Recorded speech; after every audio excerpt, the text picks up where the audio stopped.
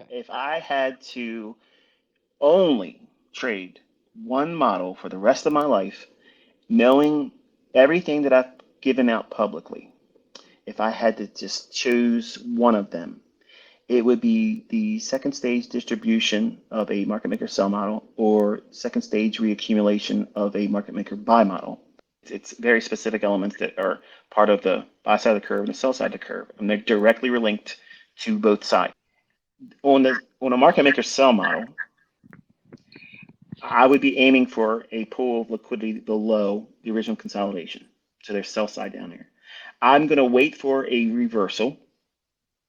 I'm going to wait for it to sell off and create another opportunity to sell off. But at least pierce 50% of from the smart money reversal down to the sell side liquidity. It has to drop at least 50%. If it drops 50% of that and then it starts to rally again, I'm going to key that up with the other side of the curve where the market was rallying up before it reversed. I'm going to pair it up with something over there as a PD array that was bullish on that side, but now it's going to act as an inversion level. A lot of my charter members are going to have light bulb moments here listening to this. And that short is the second stage distribution or redistribution rather. And it's going to run quickly, the biggest powerful run right into the sell side. So what I'm waiting for is a unicorn setup where I'm waiting for the best of the best. Everything's in motion. I got everything on my side. Everything is in play for it to be there. And now I'm going to risk 5% on that trade. Imagine a market maker sell model where you have a consolidation and relative equal lows are formed and it starts to rally up. It rallies up, it creates a little consolidation. You might classically see that as a bull flag or a small pennant. Then it rallies out of that, and maybe not all the time, but sometimes it'll create a second stage of reaccumulation, trading up to a premium array, a level that I think is a draw on liquidity. If I was bullish, I would reach for that. I don't necessarily have to be there for that time of the trade.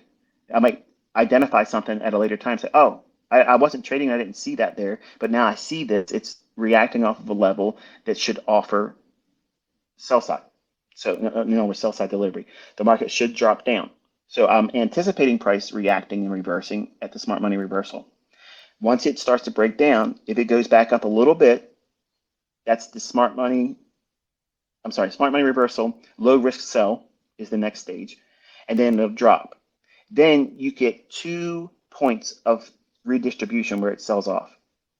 The second one, which many times can look like the third, the second one after when you get the low risk sell, that low risk sell, when it drops down, its drop has to be at least 50% from the smart money reversal to where the sell side you're aiming for is. As long as it does that, then I will trust that the next rally is going to go right into a premium array on the left side of the curve before it went up to make the high and reversed.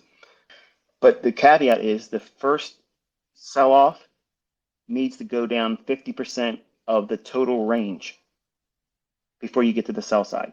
Once that occurs, I know, because if you remember in the core content when I'm teaching market maker sell models and buy models, I give instances where that market maker buy model can fail to go to its target, much like a market maker sell model can fail to go to its pool of liquidity. Why would it do that? Because it's part of a larger continuation. So when and how would I determine when it's going to fail? That first leg of redistribution on the sell side, if it doesn't pierce 50% of that range from the smart money reversal down to the sell side liquidity, if it doesn't do that, then it's not going to go down there. It's going to be a continuation and reversal go the other way. So I literally just gave you something that even charter members don't know.